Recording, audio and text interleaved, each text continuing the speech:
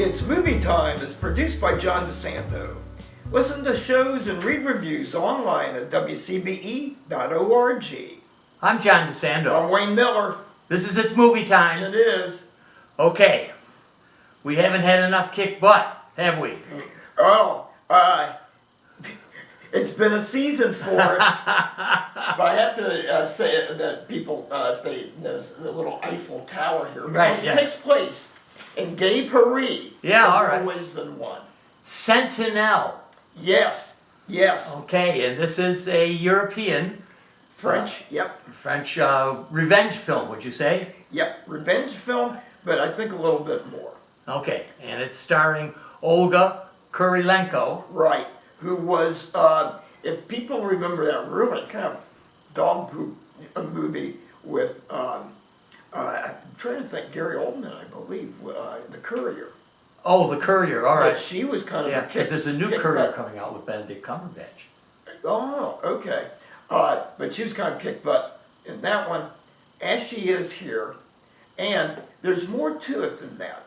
Okay, she plays a French soldier who had recently been deployed to Syria to interrogate people. She speaks 5 languages.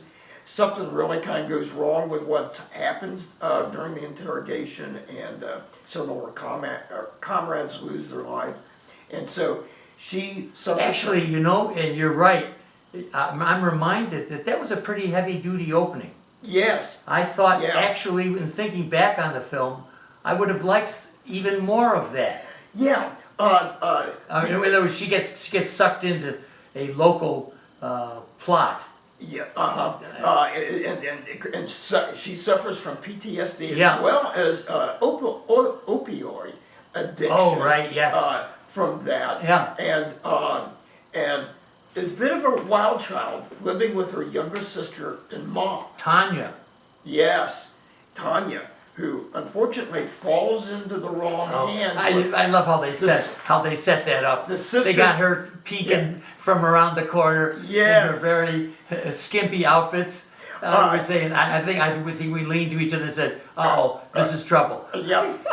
And as the sisters go dancing, and unfortunately, she goes out of the club because Carla, the sister, winds up kind of dancing with and hitting on, flirting with this other woman at the bar, and she goes off with her, whereas little Tanya. Don't you think an interesting twist that she's a lesbian? No, and I tell you why, John. Okay. A review I was reading about this compared it. Of course, we were talking about other more recent movies. You know, like Alone and the one with Russell Crowe. Right, Unhinged and mostly Promising Young Woman. Yes, definitely. Definitely a revenge film. This review I read compared it to, and I think while we were watching, I thought of that driving here. No, while we were watching this movie, I mean, remind me of Atomic Blonde. Oh, yes. And Charlize, sure enough, this review brought that up. Primarily, the fight scenes and the lesbian lovemaking scene. Yeah, which in this film is gratuitous. Come on. Yeah. We don't need that. I mean, we do, but we don't. As an audience, need that. I know. Well, and as a female friend of ours, it kind of, we got in this discussion about, male. But anyhow, besides that, the revenge flick. But you're absolutely right. It reminded me of the Liam Neeson Taken. That when his daughter is kidnapped. Well, listen, another twist on that lesbian motif. I think someone had commented to me, it was a way of differentiating her. Yes. And because men don't know how to deal with her. Yes. This is just another turn of that screw. Yep. To make her a lesbian. Who would have thought And certainly no reason why not, but just to see, for the genre. Because we're looking at it as a genre too. We don't expect this to be an A film. You know, we don't go into it expecting it to be. Right. And but we do expect it to fulfill some of the requirements of the genre. Yeah, and what I was impressed with was her acting.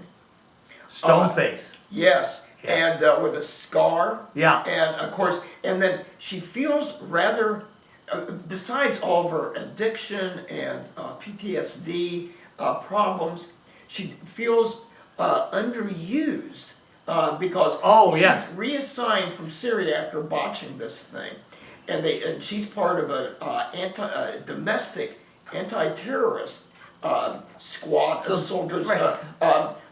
walking around, the tourist areas Yes. in Paris and other places. And how about Nice? I think Nice too. Nice too, Yeah. yes. As they. But she comments that she was the head of her class. Yes. She had so much promise. And I speak 5 languages. Right. And yet they had me, pounding the pavement, and that's where the title of the film comes from, because I think it was Operation Sentinelle. Yes. Right, and then he put the LLE on to make it to her. Yeah. And you know something? I got to give credit to her commanding officers. They knew she was flaky. Yeah. So they put her on an easy patrol. Yeah. Because she was ready to bust. Oh, she and using her skills, kind of like Liam Neeson, like a former spy with a Yes. lot of these, that could probably kill with one finger. Yes. A slew of men, and that was an impressive part of this movie too. Was the fight scenes. Yes. The really brutal kick butt fight scenes. But you know something? They also, I was thinking to myself, they didn't prolong them. Most of the film at Yeah. 80 minutes is lickety split. Yeah. You can't be bored. Yeah. Because they don't give you it that goes- much. No, and it goes very quickly. And of course, it's not for everybody because it does have English subtitles. Yeah. Now, what's funny, what we saw, they spoke English a lot and still had the English subtitle. But the other theme I think of this, that in this day and age of